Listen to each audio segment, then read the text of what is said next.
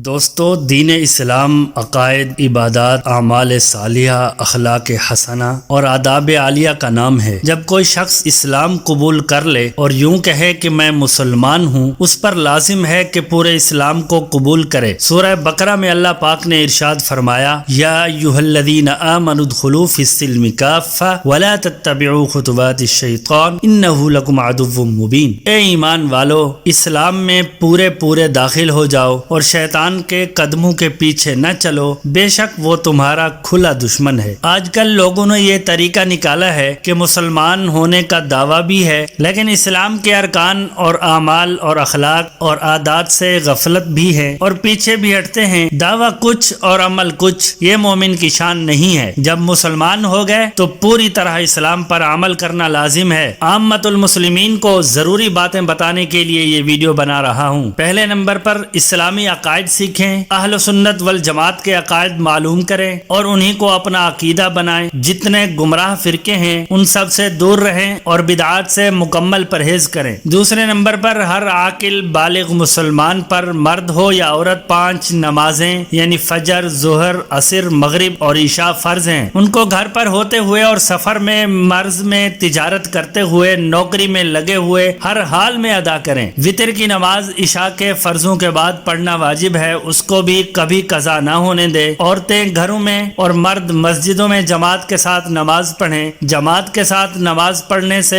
ایک نماز کا ثواب 27 گنا کر دیا جاتا ہے۔ دوستو، مشکات شریف کی ایک حدیث ہے، رسول اللہ صلی اللہ علیہ وسلم نے ارشاد فرمایا کہ جس نے نماز کی پابندی کی اس کے لیے قیامت کے دن نماز نور ہوگی اور اس کے ایمان کی دلیل اور اس کی نجات کا سامان ہوگی، اور جس نے نماز کی پابندی نہ کی اس کے لیے نماز نہ نور ہوگی، نہ اس کے ایمان کی دلیل ہوگی، نہ نجات کا سامان ہوگی۔ اور قیامت کے روز یہ شخص قارون اور فرعون اور اس کے وزیر حامان اور مشہور مشرک ابی بن خلف کے ساتھ ہوگا۔ دوستو، ایک اور مشکات کی حدیث ہے، وطروں کے بارے میں رسول اللہ صلی اللہ علیہ وسلم نے ارشاد فرمایا کہ وطر پڑھنا ضروری ہے، جو شخص وطر نہ پڑھے وہ ہم میں سے نہیں۔ 3 بار ایسا ہی فرمایا۔ اور مؤکدہ سنتوں کے بارے میں فرمایا کہ جس نے دن رات میں 12 رکعتیں پڑھ لیں اس کے لیے جنت میں ایک گھر بنا دیا جائے گا۔ 4 رکعتیں ظہر سے پہلے، 2 رکعتیں ظہر کے بعد، 2 رکعتیں مغرب کے بعد، 2 رکعتیں عشاء کے بعد، 2 رکعتیں فجر سے پہلے۔ ان کے علاوہ عصر سے پہلے 4 رکعتیں سنت غیر مؤکدہ ہیں، ان کی بڑی فضیلت ہے۔ ایک حدیث میں یوں ہے کہ اللہ اس بندے پر رحم فرمائے جو عصر سے پہلے 4 رکعتیں پڑھے۔ نفل نمازوں کی بھی بڑی اہمیت ہے، جن میں نماز تحیۃ الوضو، تحیۃ المسجد، اشراق، چاش، تہجد اور مغرب کے بعد کی نفلیں بھی آ جاتی ہیں۔ نفل نمازوں کا ذخیرہ بھی ساتھ لے کر جانا چاہیے۔ رسول اللہ صلی اللہ علیہ وسلم نے فرمایا ہے کہ قیامت کے دن سب سے پہلے نماز کا حساب ہوگا۔ نماز ٹھیک نکلی تو کامیاب و بامراد ہوگا، اور نماز خراب نکلی تو محروم اور نامراد ہوگا۔ پھر اگر فرائض میں کچھ کمی رہ گئی تو پروردگار عالم کا فرمان ہوگا کہ دیکھو کیا میرے بندے کے کچھ نوافل بھی ہیں، پھر نوافل کے ذریعے فرائض کی کمی پوری کر دی جائے گی۔ پھر زکوٰۃ کا بھی اسی طرح حساب ہوگا، پھر دوسرے اعمال کا بھی اسی طرح حساب ہوگا۔ تو دوستو، تیسرے نمبر پر اپنی نمازیں درست کریں، صحیح طریقہ پر یاد کریں اور بچوں کو بھی صحیح طریقہ پر نمازیں سکھائیں اور یاد کرائیں۔ بہت سے لوگوں کو زندگی بھر صحیح کلمہ بھی یاد نہیں ہوتا اور نمازیں بھی غلط سلط پڑھتے ہیں، اس میں آخرت کا بڑا خسارہ ہے۔ تو دوستو، چوتھے نمبر پر بچوں کو نمازیں سکھانے کے بارے میں رسول اللہ صلی اللہ علیہ وسلم نے ارشاد فرمایا ہے کہ اپنی اولاد کو نماز کا حکم دو جب وہ 7 برس کے ہو جائیں، اور نماز نہ پڑھنے پر ان کو مارو جب 10 برس کے ہو جائیں، اور 10 برس کی عمر ہو جانے پر ان کے بستر بھی علیحدہ کر دو، یعنی ان کو ایک دوسرے کے ساتھ نہ سلاؤ۔ تو دوستو، دعا ہے کہ اللہ پاک مجھے اور آپ کو اس پر عمل کرنے کی توفیق عطا فرمائے، آمین۔ تو دوستو، چھوٹی سی گزارش ہے کہ اگر آپ نے ہمارے چینل کو سبسکرائب نہیں کیا تو